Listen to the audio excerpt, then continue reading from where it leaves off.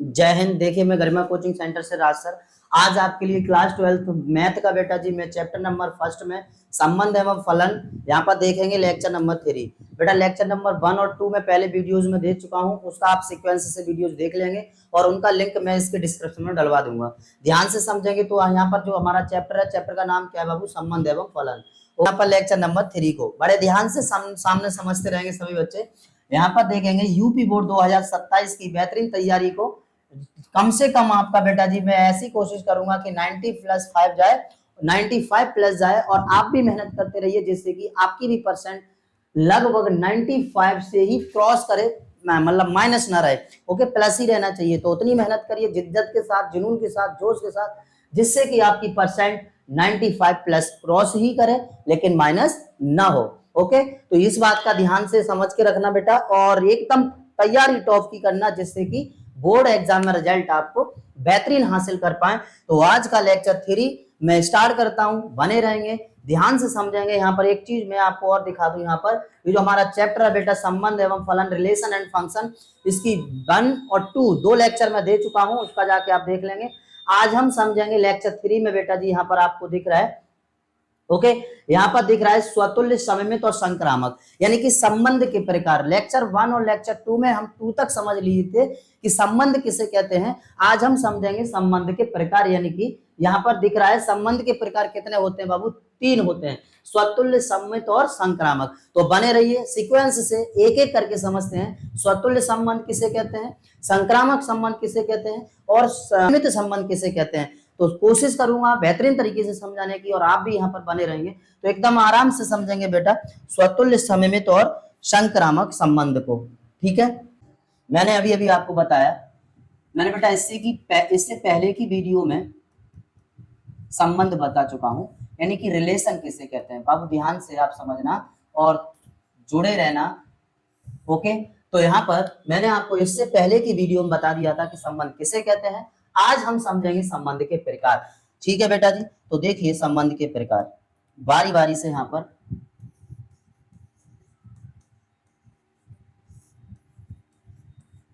संबंध के प्रकार।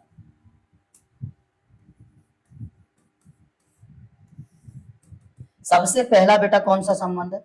सबसे पहला संबंध है बेटवा, सबसे पहला संबंध है स्वतुल्य संबंध। स्वतुल्य संबंध,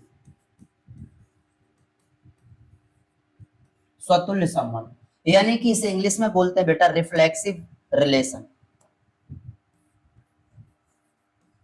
रिफ्लेक्सिव रिलेशन। ओके, तो बने रहेंगे और जुड़े रहेंगे, यहां पर ध्यान से समझेंगे कि रिफ्लेक्सिव रिलेशन किसे कहते हैं बाबू। ठीक है, देखिए ध्यान से, जैसे मैं आपसे कहूं बेटा यहाँ पर मेरे पास कोई एक अवयव है ए और ये ए है वो समुच्चय ए में विद्यमान है, मतलब उपस्थित है। ए एलिमेंट्स समुच्चय ए में है, यदि बेटा ये जो ए एलिमेंट्स है वो यदि खुद का खुद से प्रतिबिंब बना रहा हो, a comma a belongs to R, मतलब संबंध में ए कॉमा ए बिलोंग कर रहा हो तो समझ लीजिए वह स्वतुल्य संबंध है। मतलब समझिए अब ध्यान से, जैसे मैं कहूं मैं अपना चेहरा अगर आईने में देखूं तो बेटा मेरा ही चेहरा दिखेगा वहां पर, किसमें? आईने में, मतलब शीशे में। तो शीशे में मैंने अपना चेहरा देखा तो मेरा चेहरा दिखेगा, मतलब मेरा प्रतिबिंब बना। तो खुद का खुद से प्रतिबिंब, खुद का खुद से प्रतिबिंब जहां बनता है वहां पर कौन सा संबंध होता है बेटा? स्वतुल्य संबंध होता है। ओके, तो ये बात याद रखना। यहाँ पर क्या कहेंगे, किसी समुच्चय ए के अवयव जब खुद का खुद से प्रतिबिंब बनाते हैं तो उस संबंध को स्वतुल्य संबंध कहते हैं। बड़े प्यार से आप समझ गए होंगे कि स्वतुल्य संबंध किसे कहते हैं। यानी कि यहाँ पर दिया है कि यदि ए बिलोंग्स टू ए तो यहाँ पर संबंध क्या होगा? A comma a belongs to R, ये हमारा है बेटा यहाँ पर स्वतुल्य संबंध। आप लोगों को बहुत ही अच्छी तरीके से यहाँ पर समझ में आ गया होगा कि स्वतुल्य संबंध किसे कहते हैं। सीधी सी बात है, खुद का खुद से प्रतिबिंब का बनना। बेटा एक पॉइंट में यहाँ पर लिख दे रहा हूं, खुद का खुद से प्रतिबिंब, प्रतिबिंब बनना। ओके, बस इतना पॉइंट आप याद रखो। स्वयं भी लिख सकते हैं, खुद भी लिख सकते हैं। स्वयं का स्वयं से प्रतिबिंब बनना या खुद का खुद से प्रतिबिंब बनना स्वतुल्य संबंध कहलाता है। ठीक है, यहां तक क्लियर। अब बेटा नेक्स्ट हम समझते हैं यहाँ पर कौन सा है? सममित संबंध, मतलब दूसरा देखेंगे बाबू, सममित संबंध।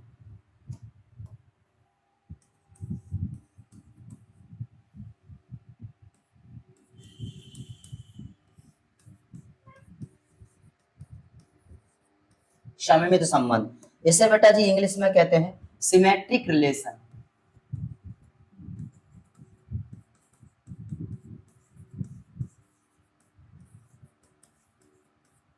बात ध्यान से समझना बाबू, सिमेट्रिक रिलेशन समझेंगे। सिमेट्रिक रिलेशन किसे कहते हैं, तो एकदम आसान भाषा में सममित संबंध क्या होता है, देखिए ध्यान से समझिए। जैसे मैं कहूं बेटा कोई दो दोस्त थे, दो दोस्त हैं, एक ये है और एक ये है, ये दो दोस्त हैं बेटा। ओके, इसका नाम सपोज कर लो रामू, यानी कि इसे आर से प्रदर्शित कर रहे हैं, और इसका नाम श्यामू, सपोज इसे एस से प्रदर्शित कर रहे हैं। ओके, तो रामू और श्यामू दो दोस्त हैं बेटा।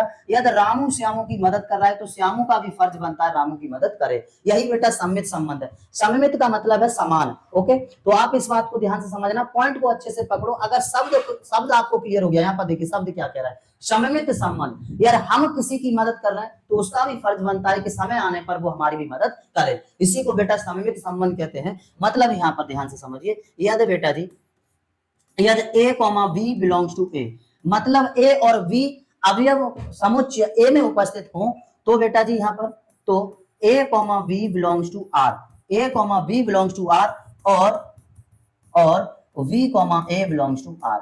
इसका मतलब क्या हुआ सर, बिलोंग्स टू r। इसका मतलब क्या हुआ, यदि a, b संबंध r में है तो बेटा जी b, a भी होने चाहिए। ओके, यदि a, b है तो b, a भी होने चाहिए। यदि ये कंडीशन है तो बेटा सममित संबंध है। मतलब यहाँ पर a b में है, मतलब a b का मदद कर रहा है तो b a का भी करे, यही बेटा सममित संबंध होगा। a, b belongs to r है तो बेटा b, a belongs to r भी होना चाहिए। इतना आप समझ गए होंगे कि सममित संबंध क्या होता है। यहां तक क्लियर सममित संबंध। अब बेटा जी नेक्स्ट समझते हैं हम यहाँ पर संक्रामक संबंध। तो ध्यान से समझना संक्रामक संबंध को। नेक्स्ट तीसरा है बेटा हमारा संक्रामक संबंध। संक्रामक संबंध, संक्रामक संबंध को बोलते हैं बेटा इंग्लिश में ट्रांजिटिव रिलेशन। तो ट्रांजिटिव रिलेशन को अच्छे से आप समझेंगे बाबू सभी स्टूडेंट, ट्रांजिटिव रिलेशन किसे कहते हैं।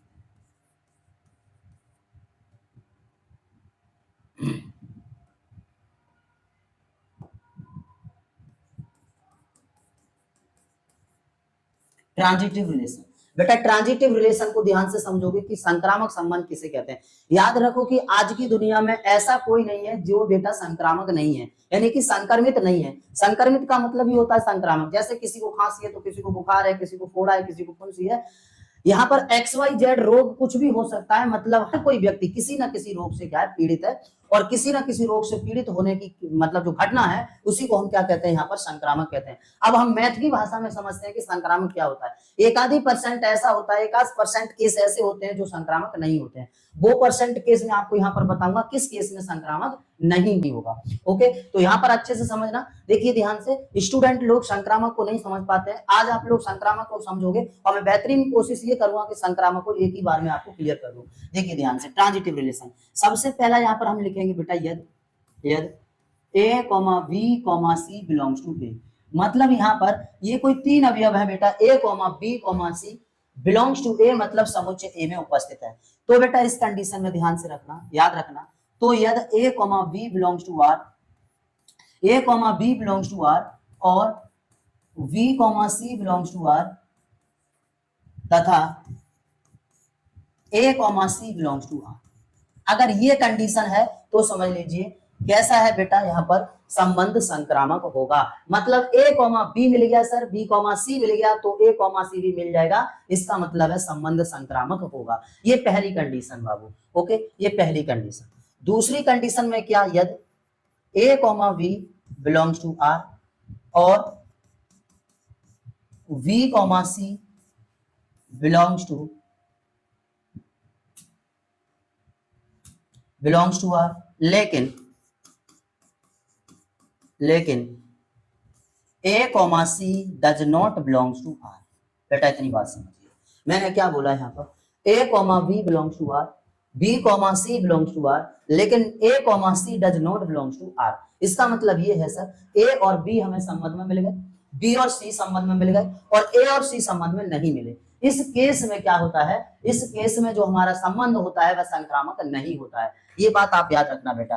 इस केस में संबंध संक्रामक नहीं होता है। इतनी बात माइंड में बिठा लो, आपको संक्रामक समझ में आ जाएगा कि संक्रामक संबंध किसे कहते हैं। ओके, याद बेटा जी, ए कॉमा बी संबंध में है, बी कॉमा सी संबंध में और ए कॉमा सी संबंध में नहीं है तो संक्रामक नहीं है। अब तीसरा केस इसका क्या है, तो तीसरी को ध्यान से समझना। यदि ए कॉमा बी, नजर सामने होनी चाहिए बेटा, एक ही बार में आप समझ जाएंगे। यदि a comma b belongs to R और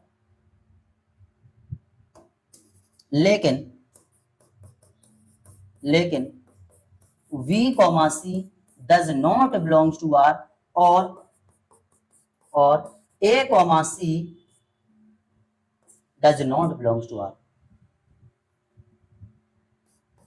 बेटा ध्यान से समझो, अगर मैं आपसे एक बात कहूं कि मुझे A, B मिल गया, A, B मिल गया बेटा संबंध में, और B, C नहीं मिला संबंध में, तो आप मुझे एक बात बताइए, आप A, C ढूंढ सकते हैं क्या? ढूंढ सकते हैं? बिल्कुल नहीं ढूंढ सकते। ध्यान से समझो कैसे। यहाँ पर A, B तो संबंध में है, लेकिन B, C संबंध में नहीं है। जब यहाँ पर C नहीं है तो यहाँ C कहां से ढूंढ लेंगे? और यदि यहाँ C हमें मिल जाता तो A पहले से है, तो आप नेक्स्ट केस में A, C ढूंढ सकते बेटा। ओके, अगर A, B संबंध में मिल रहा है और B, C नहीं मिल रहा है तो बेटा A, C को नहीं ढूंढ पाएंगे, और जब A, C को नहीं ढूंढ पाएंगे तो इस केस में आप याद रखना हमेशा संबंध जो होता है वो संक्रामक होता है। ये मत भूलना कि संक्रामक नहीं होता है बेटा। यहाँ पर एक ही केस मिल रहा है और एक केस में मिल रहा है तो समझ लीजिए दो, हमको ये केस तो मिले ही नहीं। जब ये नहीं मिले तो सीधी सी बात है कि संबंध जो होगा वो क्या होगा? संक्रामक होगा। तो इस केस में भी जो संबंध होता है वो बेटा याद रखना संक्रामक होता है। ओके, संक्रामक होगा। इतनी सी बात आप सभी बच्चे समझ गए होंगे कि सममित संबंध और स्वतुल्य संबंध और संक्रामक संबंध किसे कहते हैं। ओके, तो मैंने बहुत कोशिश की वो अच्छी तरीके से समझाने की, और मुझे यकीन है कि आप लोगों को समझ में आ गया होगा। ठीक है बेटा, तो आज हमने संबंध के प्रकार समझे, सममित संबंध, स्वतुल्य संबंध और संक्रामक संबंध। तो इनको आप एक बार अच्छे से देख लीजिए, और बेटा वीडियो को लाइक कर दीजिए, प्लीज चैनल को सब्सक्राइब कर दीजिए और बेल आइकन को दबाना ना भूलें। जुड़े रहिए और एकदम अभी से मेहनत में बेटा जुट जाइए। अभी से आप मेहनत करते रहिए, जिससे कि लास्ट में आपको रिजल्ट इतना हासिल करना पड़े और इतना आप कर पाए। Okay, 95 plus. ठीक है, तो जुड़े रहिए बेटा और पढ़ते रहिए। मस्त